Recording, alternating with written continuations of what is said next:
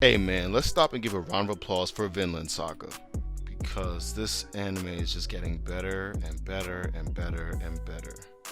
This video is going to be basically comprised of a reaction of a bunch of episodes because let's be real, it kind of started slowing down for a bit from episodes like 10 to 11. It was really slow, so I felt kind of bad just trying to force one video about one slow ass episode. But now we got some action going and we got a lot of depth and more character development, so I can break that down for you guys. After that huge fight with the farmhands and Thorfinn lashing out and hitting that farmhand, yeah, they got their ass kicked, but basically Thorfinn had an epiphany and now he's able to better understand his emotions and he's made a promise to never harm anyone again. We'll see how that works out for him. But this reminded me a lot of Mob Psycho, and Mob had to basically lash out and conquer his inner self in order to feel emotions again, because after this we now see that Thorfinn isn't so stoic and just quiet all the time. He actually has like slight emotions, he's actually more normal after he came to that realization, which was very interesting to see. They quoted this verse in the Bible, Ecclesiastes 3:9-11. I'm gonna read it for you guys, but now I know my suspicions are confirmed that Yukimura is a huge religion nerd. Don't really understand what the verse was doing there, but I'm sure he has a reason for it there. And it reads as follows: what gain has the worker from his toil? I have seen the business that God has given to the children of man to be busy with. He has made everything beautiful in its time. Also, he has put eternity into man's heart, yet so that he cannot find out what God has done from the beginning to the end. And for anyone that reads the Bible or is familiar with the Bible, Ecclesiastes, or the Book of the Preacher, or translated as the Hebrew Kohelet, the word Ecclesiastes translates to one who convenes an assembly.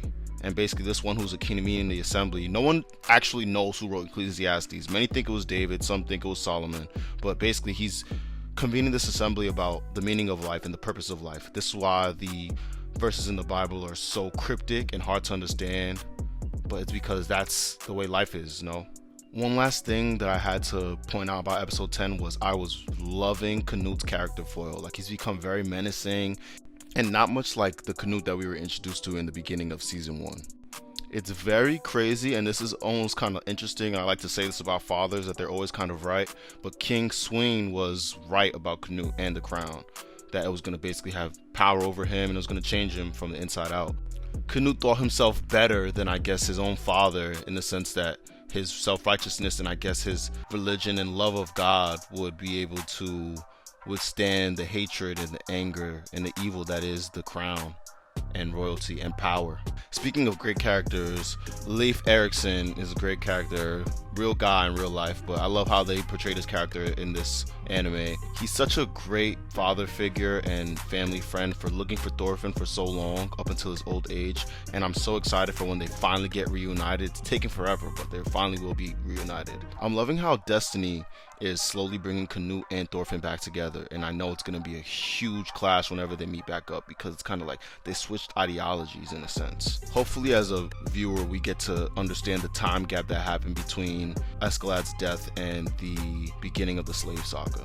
And one last thing I gotta say, Canute is a thieving, conniving bastard. Like, what he's doing to Omar and Kittel's family is really crazy. It's so funny that he can say he's doing this in the name of, justice and peace, but very interesting what people can convince themselves is right.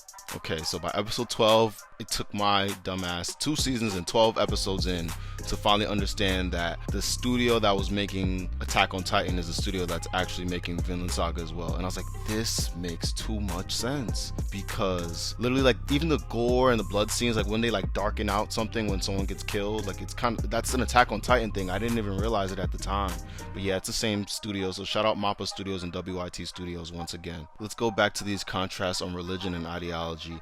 And Omar, the young, naive, wannabe warrior, wanted to be a proud Viking so bad until he finally gets his first kill, in quotation marks, because he really didn't, it wasn't even his first kill. But then he's so disgusted by what he's done. It's so interesting, People always want something until they finally get it. I ain't gonna lie, guys, I am fucking with Thorgil. He's really cool. He's a really cool character. Whenever his eyes wide out whenever he's fighting, it reminds me a lot of Bjorn. However, I think he's actually a skilled fighter. Like, Bjorn never really pegged me as a skilled fighter. He just used to take those berserker mushrooms and go crazy.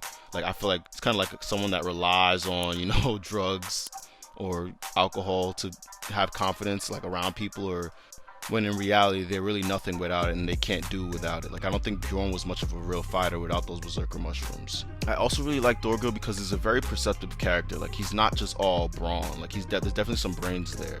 He thwarted the king's plan, and now he's giving us more of a plot, because I already know when they make it to that farm and when King Canute shows up, it's about to get like that. By the way, Omar wanted to be a Thane, which is basically the Viking version of an English Thane, and their primary duties are defending the king, and then the king would grant them land. And they also carried out local duties such as protecting tax collectors from attack and organizing repairs for roads and bridges and things like that. So at this point in the series, Thorgil is a Thane, but Omar is not, and he wants to be like his big brother, but he fails horribly. Hey man, shout out King Sweyn's head being the one and only advisor to King Canute at this point. And I'm not gonna lie, the head does not get any less creepy. Like, every time that head pops up in the show, I'm like, I just get a little creeped out. Like, I'm a grown-ass man, but even a grown-ass man can be a little afraid of like that. Like, it's just so dark and twisted, and like Canute is just not fazed by it at all. That's another thing that really bothers me. He's just talking to the head. Like, you can see that he's clearly crazy, and this is their king. Like, is this your king, people? Is this your king?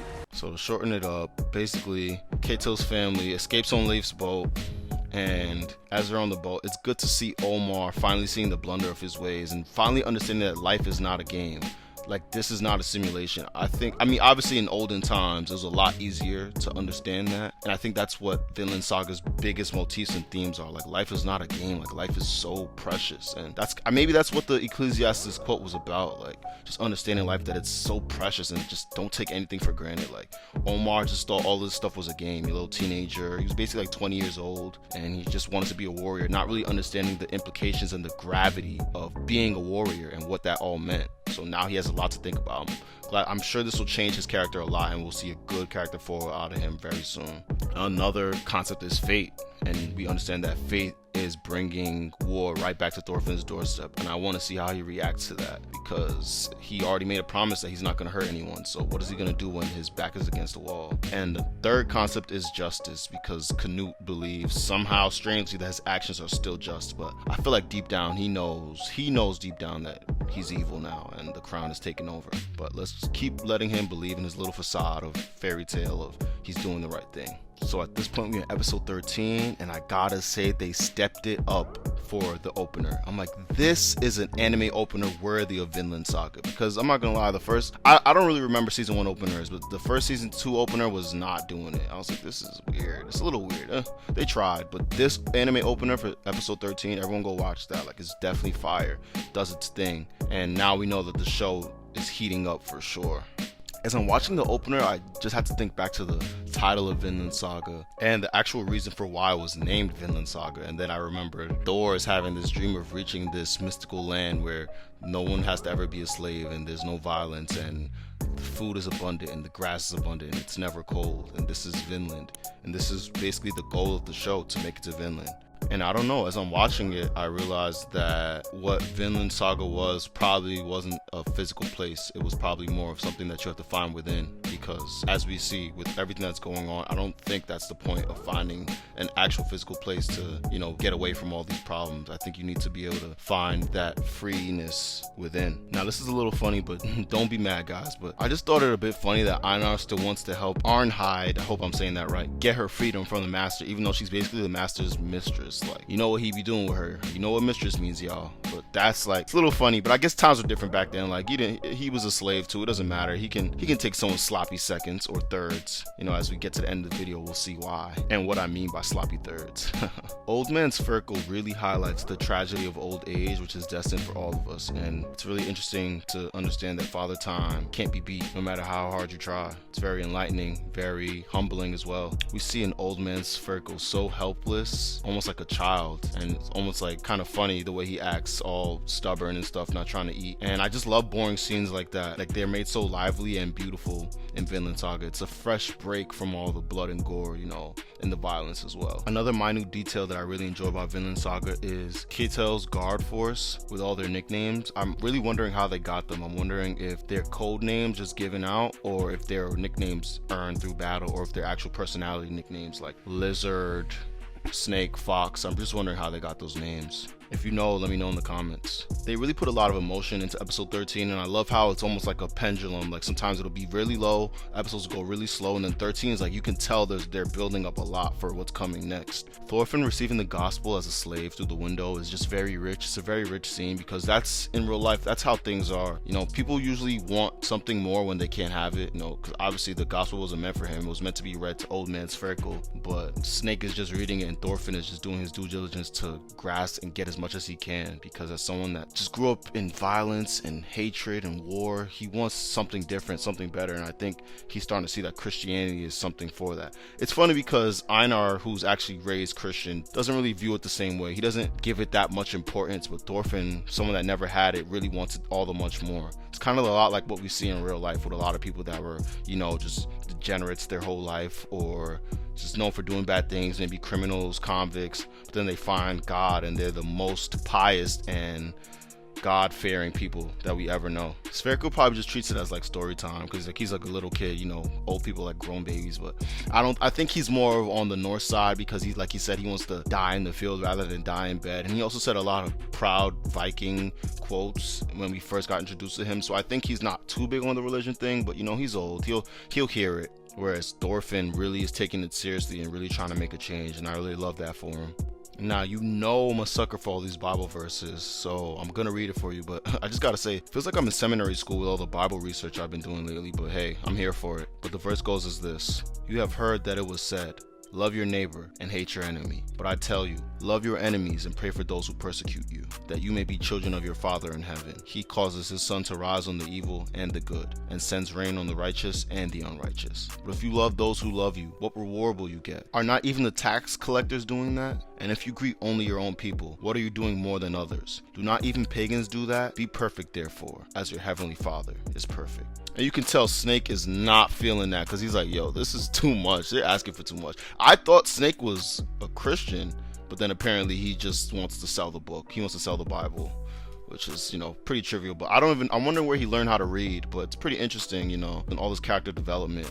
Every character in Vinland Saga has a depth to them that some animes are kind of not good at doing with their characters. So I really appreciate that. Like JoJo's Bizarre Adventures, a character will get introduced, you even give him a backstory, but yet they just don't have any depth. It's like a thing with Araki. But, you know, Yukimura has no problem giving characters depth and just bringing them to life. I'm very excited for this new character, the runaway slave Gardar. Apparently, he was Arnhide's husband, which is pretty cool. I just like him. He's pretty cool. He got the flowing red hair. He's got the tough backstory, the tough lines, and the way he acts. And then, you know, he gave Fox's crew an ass kicking. So we already like that. We like that for him. And I just want to see how he stacks up against stronger characters within the show. I want to see how Snake deals with him. I want to see if Snake can even beat him. And now I understand why they basically brought so much beauty and life to Arnhide's character this episode, is because she is already someone else's wife, literally living as a slave and a mistress for someone else. And even Einar loves her, and I'm sure she likes Einar a bit too, but so she's like in a love square with a bunch of guys. But we're gonna see how this next episode plays out. I know Einar finna be jealous, but hey man, let me know what you think in the comments, and you know, don't forget to like, share, and subscribe. And as always, find your zen, your final form. I'll see you next time, guys. いい加減おとなしくしやがれ